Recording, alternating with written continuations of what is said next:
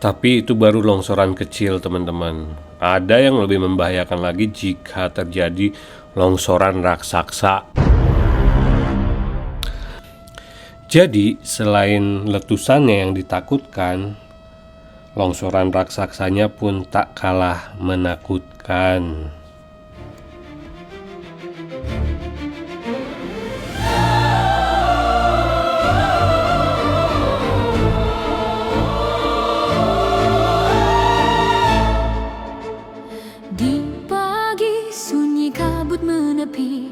Mentari mencumbu puncak tinggi, hijau berselimut rimba permai, Merapi berdiri anggun dan damai. Burung bersenandung, angin berbisik, lerengnya subur, tanahnya api. Senyumnya teduh menyejukkan, seolah tiada marah tersimpan.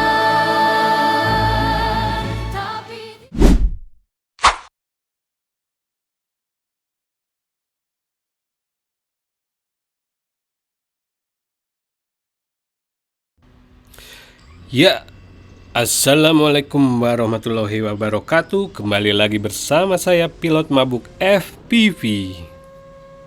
Masih di sekitaran teras Merapi, kita take off lagi teman-teman. Dan kali ini kita akan membahas tentang letusan Gunung Merapi.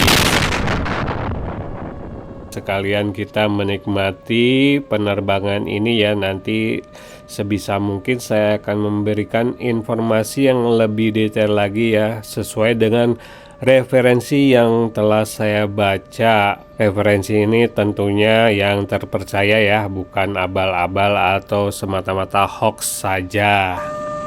Dan karena kita take off dari teras Merapi, jadi kita melewati perbukitan Kelangon. Kemudian kita geser ke arah kiri sedikit, kita mengarah ke Kali Adem ya, Kali Adem nanti di depan sana.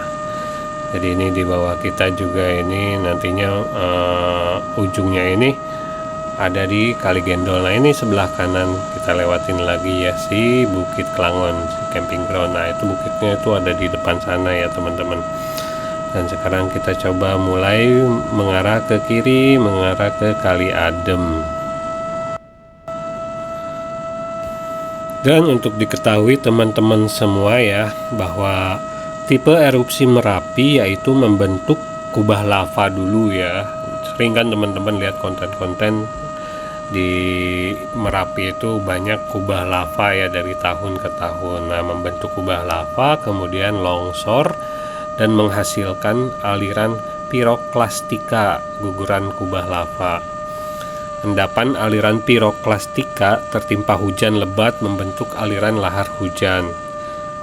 Erupsi dalam sejarah rata-rata setiap 4-5 tahun sekali. Sejak 2006 dan 2010 terjadi erupsi letusan menghasilkan aliran piroklastika, letusan dan hujan abu.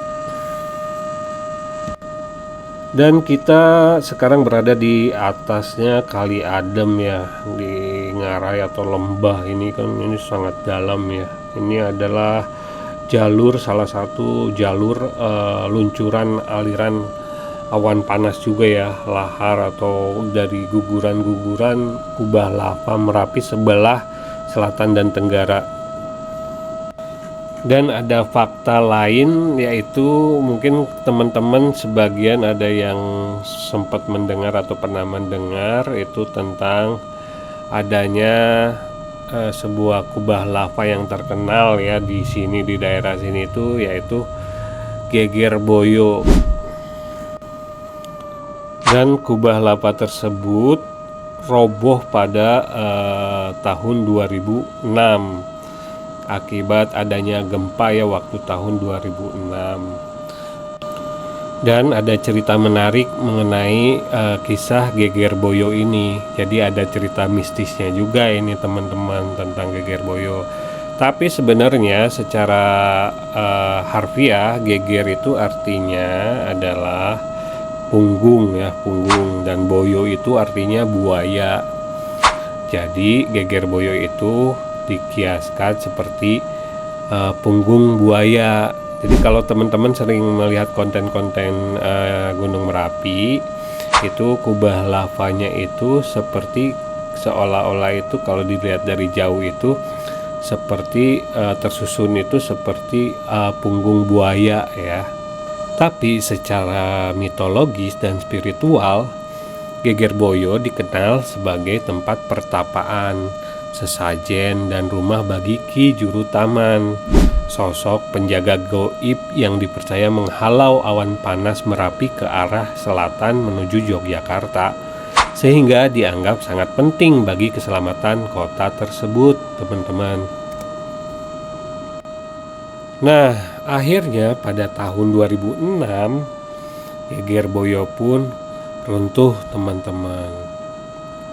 Peristiwa ini merupakan bagian dari erupsi besar Gunung Merapi pada tahun 2006 yang disebabkan oleh destabilisasi kubah lava di bagian barat daya gunung. Jadi teman-teman, kubah Gegerboyo itu merupakan kubah lava yang terbentuk di bagian barat daya Gunung Merapi.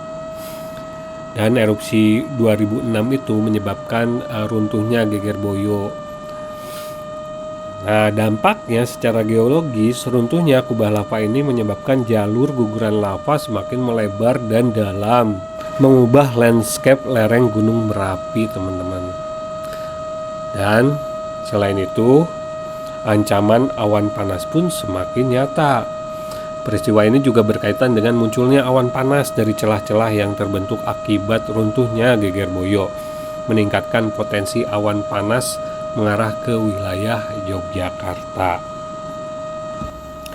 Runtuhnya Gegerboyo membuka peluang bencana khususnya untuk lereng selatan, sehingga masyarakat khususnya yang berada di sekitar alur Kali Gendol, Kali Kuning, dan Kali Boyong pada radius 7 km untuk lebih sensitif terhadap bahaya erupsi dengan cara mencermati status aktivitas Merapi yang dipantau oleh BPPTK dan mengikuti rekomendasi yang dianjurkan.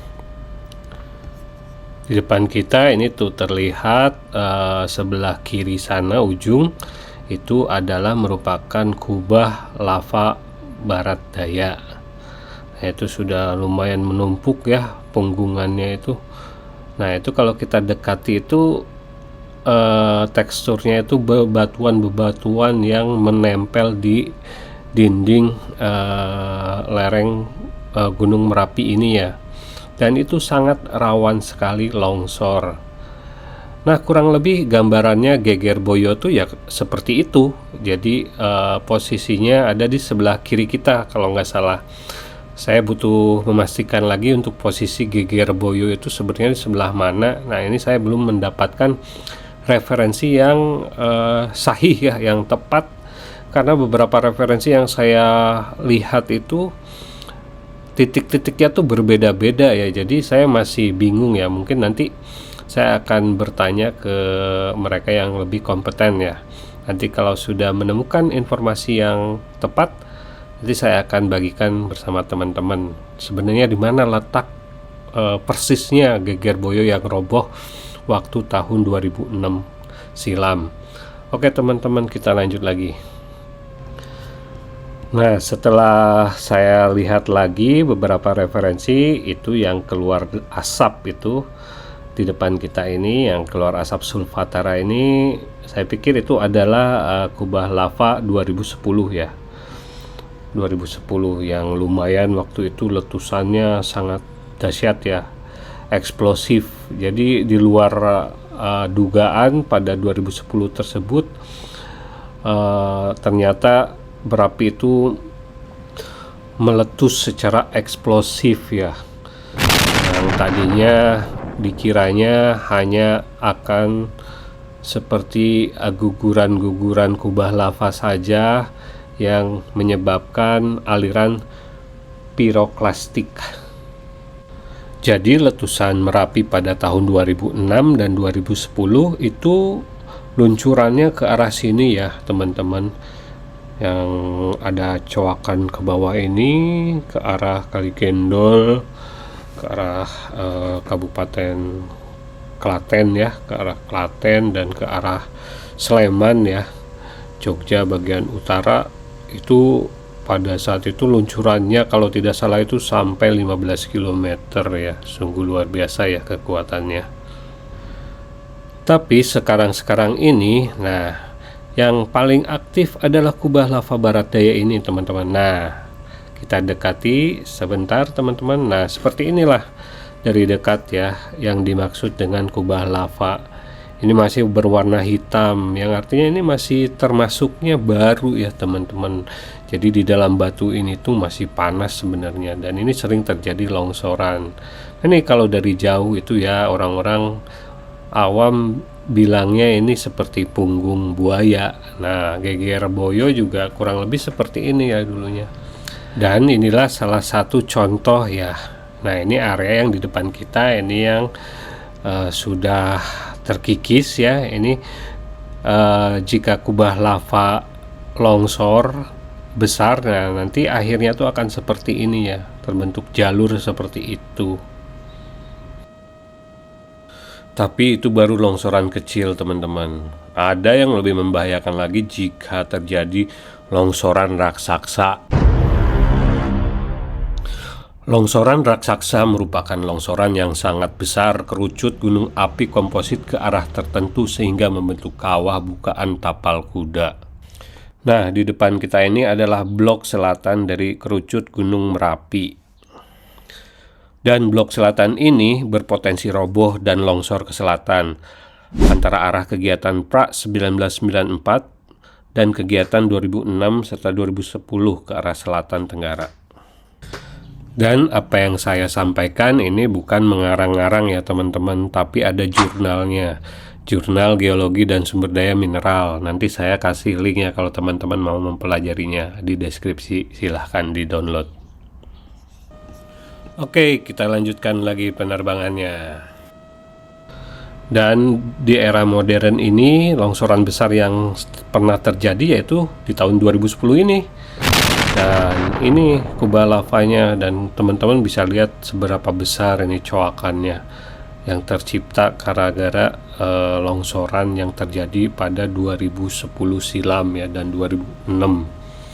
Jadi sangat masif ya ini. Kalau kita lihat dari dekat ini seperti menciptakan sebuah tebing dengan jurang yang sangat dalam ya. Kebayang teman-teman ini seberapa banyak material yang ditumpahkan ke arah Kali Gendol dan Kali Woro ya di Klaten. Nah, ini tuh kalau kita lihat dari dekat itu sangat dalam sekali teman-teman. Jadi selain letusannya yang ditakutkan, longsoran raksasanya pun tak kalah menakutkan.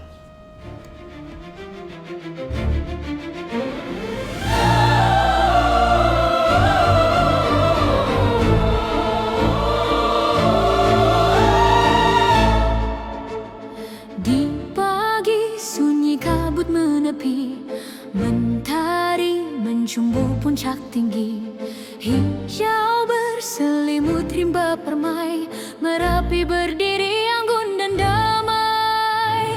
Burung bersenandung, angin berbisik, lerengnya subur, tanahnya api, senyumnya teduh menyejukkan, seolah tiada marah tersimpan. Tapi di balik elok parasmu tersembunyi bara dan dendammu. Kalau bumi bergemuruh pilu, kau tunjukkan wajahmu yang kelabu. Oh Merapi, api yang menari, mengingatkan kami yang sering lupa diri. Tak ada yang mampu melawan alam, manusia hanya tamu di tanah Tuhan. Warga bertani hidup bersahaja, dengan doa mereka bersandar. Namun kadang sunyi berubah murka, lava turun membawa luka. Langit menghitam, gemuruh datang, air mata tumpah mengenang yang hilang. Bencana bukan kutukan semata,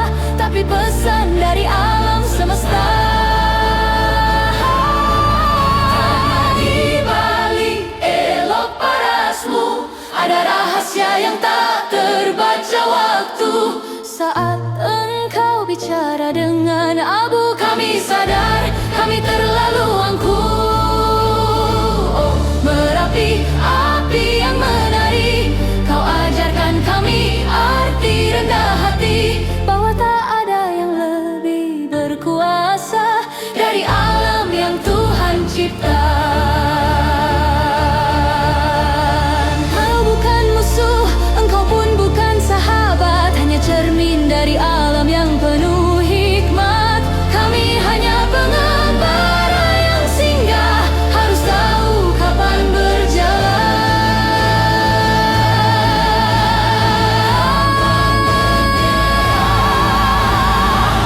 Merapi, cahaya di balik badai, keindahanmu tak pernah usai. Namun kami tak lagi lalai, sebab kami tahu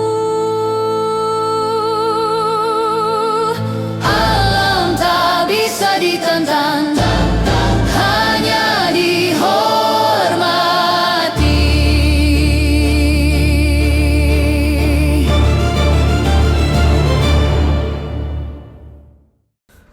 Ya, akhirnya Anggun Paras Merapi menutup video ini, teman-teman. Itu lagu yang diciptakan untuk mengingatkan kembali kita akan kekuatan alam ya, kekuatan Sang Pencipta. Jadi kita sebagai manusia, apalah daya kita tidak bisa apa-apa. Kita hanya bisa menjaga, merawat, dan memelihara lingkungan sekitar kita agar kita bisa hidup berdampingan dengan alam semesta. Dan tidak lupa juga untuk selalu berdoa ya, agar kita semuanya selalu berada dalam lindungannya. Dan jangan lupa teman-teman, di balik keindahan ada bencana yang mengancam. Jadi selalu hati-hati teman-teman dimanapun kita berada. Tetap waspada dan salam satu langit. Wassalamualaikum warahmatullahi wabarakatuh.